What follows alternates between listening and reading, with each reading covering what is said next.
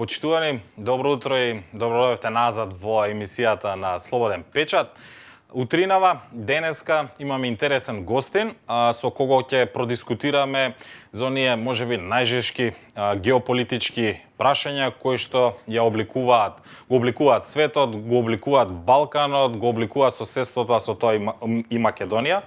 Имено последните преговори во Ријад помеѓу Русија и Америка за Украина донесоа една нова димензија на глобалната дипломатија, поставајќи го прашањето за иднината на меѓународните односи во услови на постоен конфликт.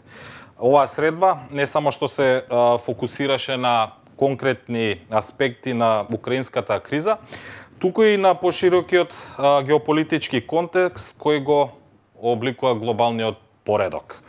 Што ќе значат овие преговори за стабилноста на светот? Какви импликации ќе имат тие за Европа, особено за Балканот, каде влијанието на глобалните сили текако е зголемено?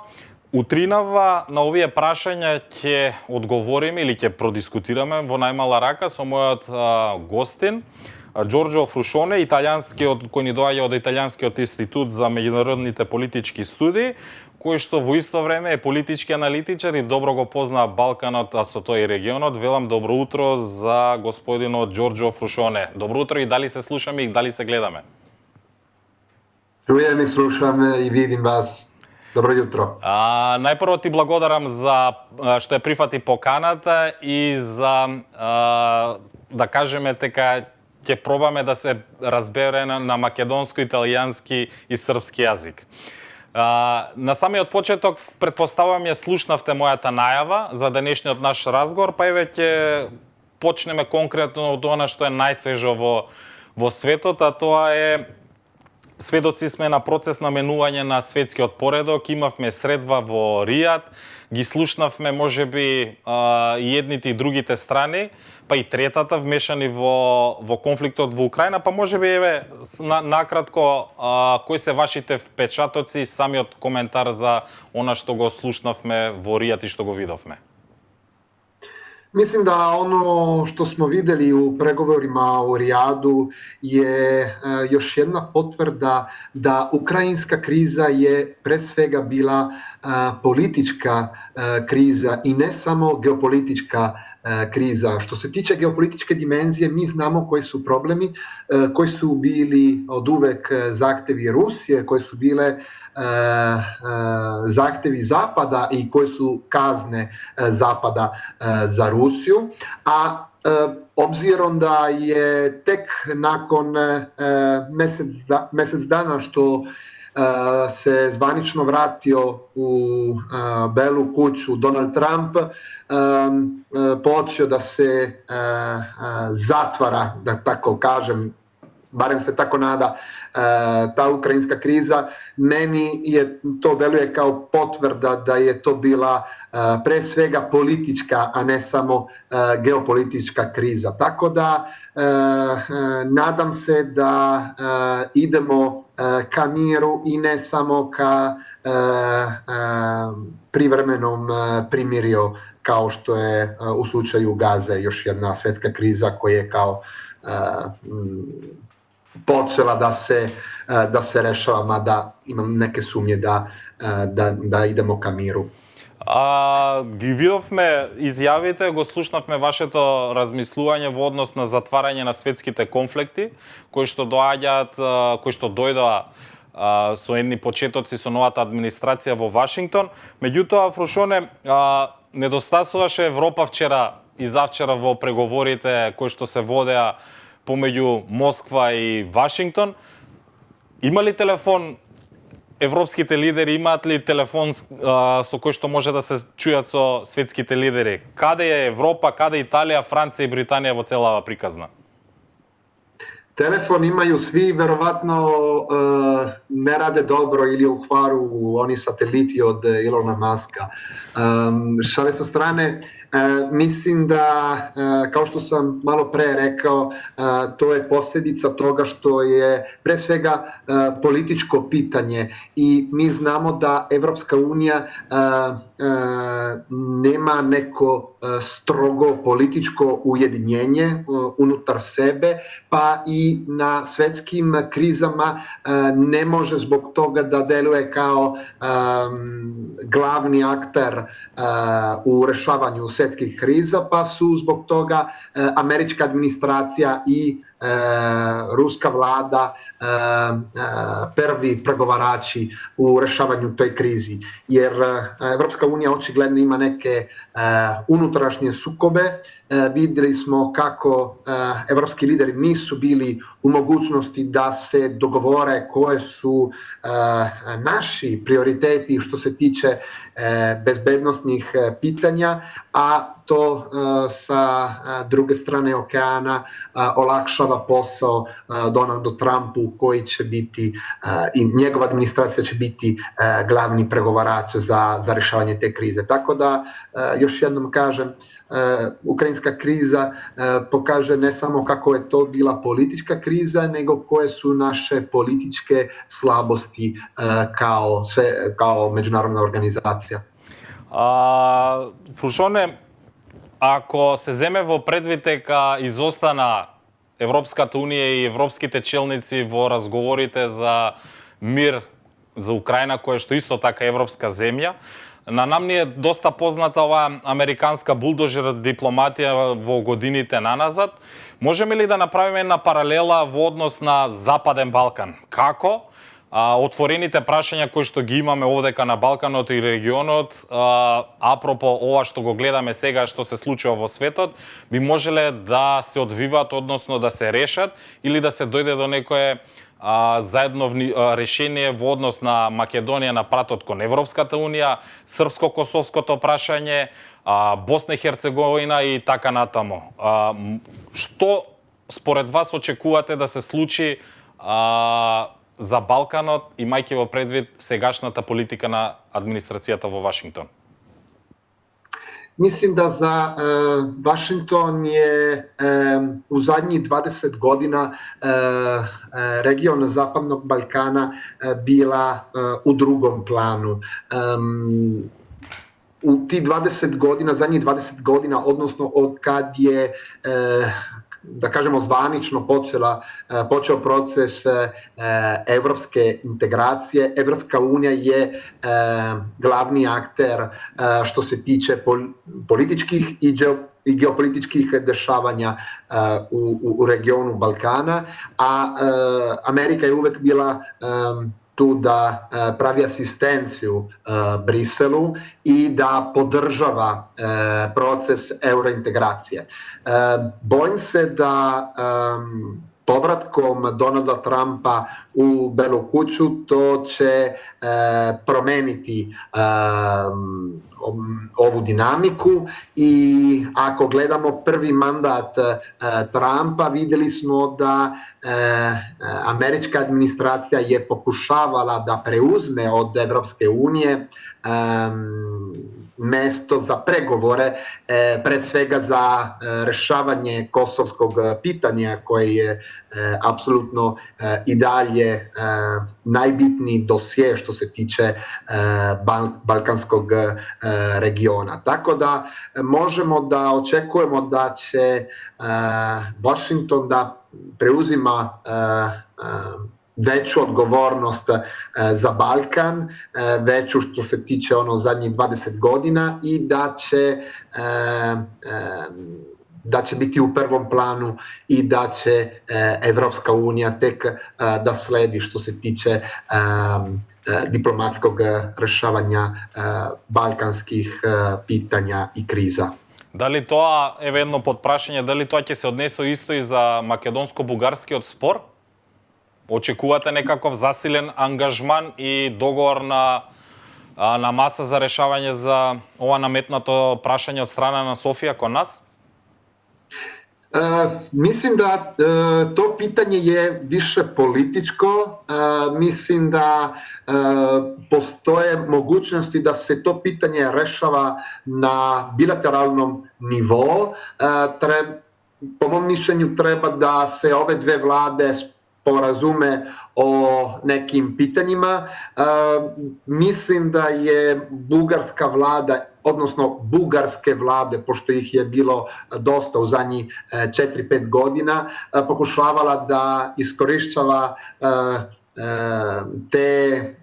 ta pitanja koji su uglavnom tražili od Skoplja za političke poene unutar svoje države. Tako da mislim da je to više političko nego geopolitičko pitanje i da tu i Evropska unija i američka administracija mogu samo da vrše pritisak i na jednu i na drugu vladu da se dođe do sporazuma. Ali pre svega Skopje i Sofija su glavni akteri toga. Tako da ovo je manje međunarodno pitanje, na primer, poredeći to sa kosovsko pitanje. Kosovo. Додека сме кај регионот, би сакал, еве, бидејќи ни се јавувате од Белград, би сакал, еве, да искористиме и вашите познавања во однос на Западен Балкан, кои се и на Балканот, се состои и Србија, да прокоментираме она што се случува и која е моменталната состојба во Србија. Се изнагледавме протести, се изнагледавме поддршки за студентите, меѓутоа и евидентни чекори на српската влада во однос на решавање на барањата кои што во моментов се уште се активни од страна на студентите. Одблизу ги следите состојбите во Србија. Може ли малку да ни дадете за македонската јавност уште еден најнов преглед што имаме на терен и што се очекува? Имаме ли услови за нови избори, реконструкција на влада или пак отстапки на барањата на студентите? Какви се вашите позиции за она што се случува во Србија? Mislim da trenutni protesti, manifestacije koje su u toku u Srbiji već više od 3 meseca idu ka uspehu, dakle uspešni su protesti zato što za razliku od prethodnih protesta, a bilo ih je mnogo u zadnjih 5, 6, 7 godina u Srbiji, nije uključena politika. Nijedna politička stranka nije uključena niti u ciljevima protesta, niti vlada te proteste. Dakle, to su studentski protesti koji imaju civilne zahteve, kao što su da se objavi celu dokumentaciju što se tiče radova, obnove u željezničkoj stanici Novog Sada, dakle mesto tragedije prošlog 1. novembra, i nemaju neke direktne političke ciljeve. I to je ono što na neki način stavlja režim Aleksandra Vučiću u nekoj nevolji. Zato što do sada je Vučić uvek uspeo da pobedi i da rešava te unutrašnje krize na političkom nivou. Kad god se tako nešto dešava, kao što je, na primer, slučaj od pre 2 godine nakon pucnjava u školi ribnikara i sutradan pucnjava u Obrenovcu, to se onda pretvorilo u političku koaliciju koja je bila protiv njegove stranke na izborima. Sada su studenti i ostali građani razumeli da ovo nije put ka promenama i ostaju na nivo civilnih protesta sa civilnim zahtevima i iako imaju naravno neke političke posledice, za sada protesti studenata idu ka uspehu baš zato što režim ne zna kako da se bori sa njima. Dakle, imaju samo dve prilike, ili dve mogućnosti, ili da prihvataju zahteve ili da se ide na još nove izbore, ali to studenti i ostali građani neće prihvatiti. Кој кратко подпрашање, кој би бил конечниот успех за студентите и за сите они што ги поддржуваат? Смена на власта во Белград или пак некаква преодна влада, избори кои што дополнително би го дефинирале политичкиот курс на Србија во периодот што доаѓа? Što se tiče političke budućnosti, studenti su rekli jedino rešenje je da bude jedna prelazna vlada. Studenti su formirali plenume. Aleksandar Vučić go otvrli to. Jedna vrsta samoupravljanje, ako smem tako da kažem. I oni su predložili da ti plenumi imenuju nove ministre, to što je Vučić već odbacio kao mogućnost, i da se tako formira prelaznu vladu koja će rešavati te probleme i onda tek posle isteka mandata te prelazne vlade da se ide na nove izbore. Ali to je način da se stiže do reforma celog sistema, jer za studente i za građane problem nisu samo Vučić i njegova stranka, nego sistem koji su oni stvorili i koji su smatrani kao krivi za tragediju u Novom Sadu i za korupciju u političkoj i u društvenom scenariju Srbije.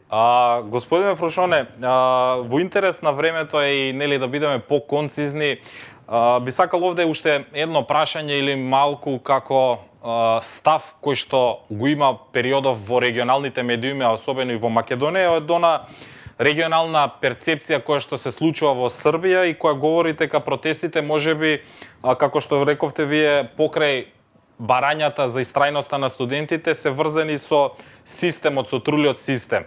Дали можеби корупцијата е зад кулисниот играч, односно зад криениот играч на опозицијата на студентите, со кој што еднаш за секогаш сакаат тие да се пресметаат во Србија, и колку тоа би било реално изводливо ако се знаете дека дел од уставот на Србија не дозволува ниту преодна влада, ниту па оние барања кои што за Александар Вучиć се нереални во моментов.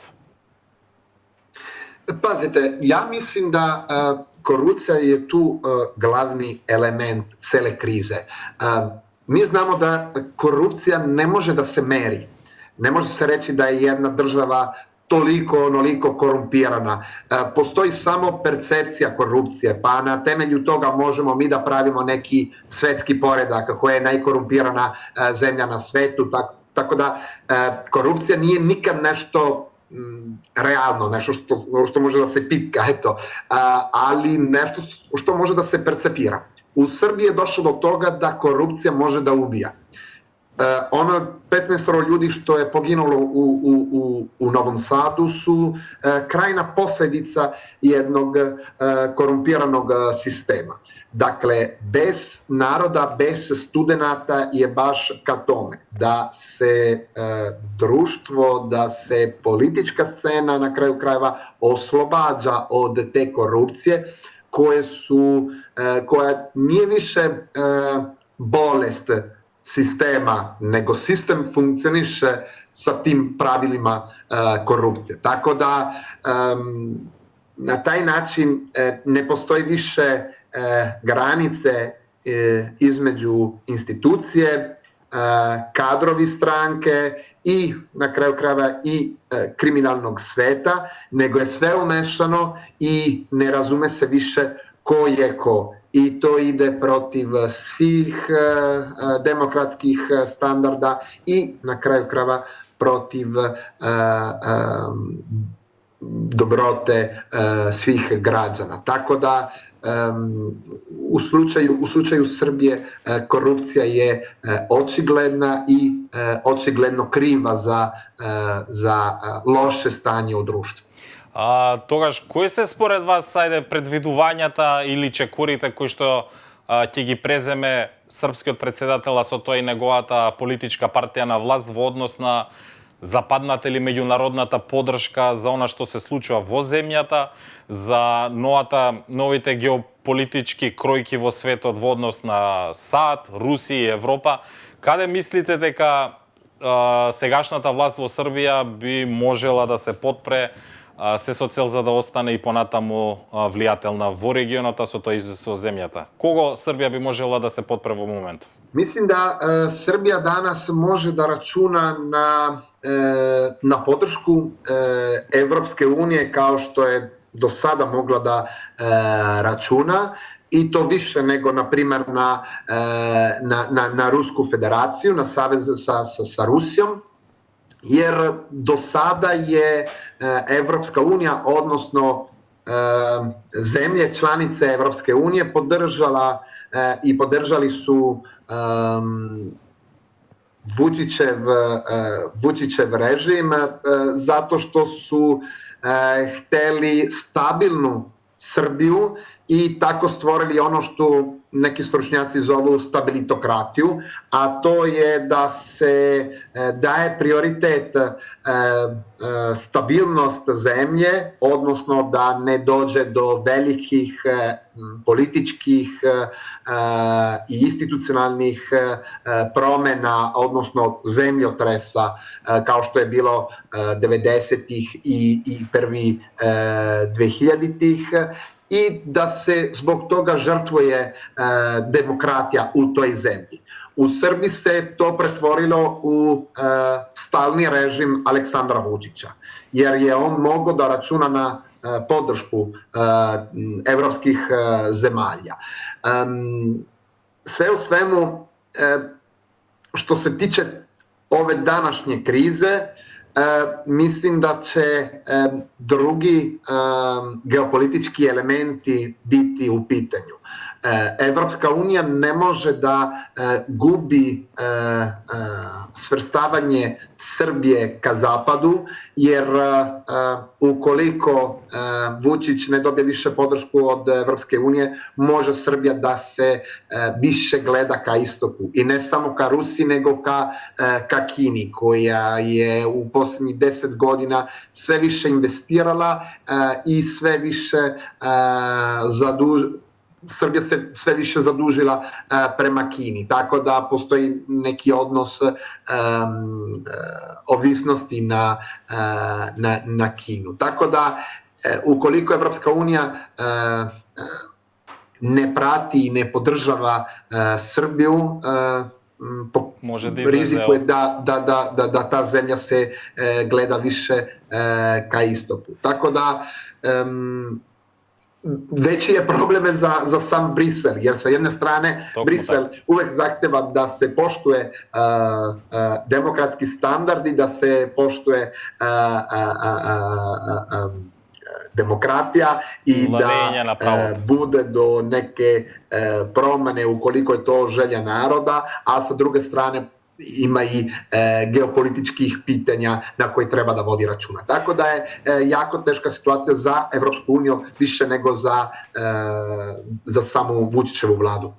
Ѓорџо, ти благодарам денеска што беше наш гостин во Слободен печат за твоите изнесени ставови во однос на регионот, каде е Србија, каде е Македонија, Косовското прашање, Европската унија, па и она што е најактуелно во светот, а тоа е смирување на украинската криза. Уште еднаш ти благодарам што успеа на македонски да разбереш сето она што ти го поставив како прашање, и се надевам во наредна прилика повторно ќе ни бидете, можеби и овдека во живо, во гости во Македонија и во Скопје. Hvala. Почитувани, тоа беше политичкиот аналитичар и истражувач во Италијанскиот институт на меѓународните политички студии, кој што во исто време и познавач на состојбите на Балканот, Ѓорџо Фрушоне, кој што утринава денеска разговаравме за она што можеби е најактуелно, тоа се новите геополитички превирања помеѓу САД, Русија, Европската унија, но и односите на Балканот. Ви благодарам за вниманието.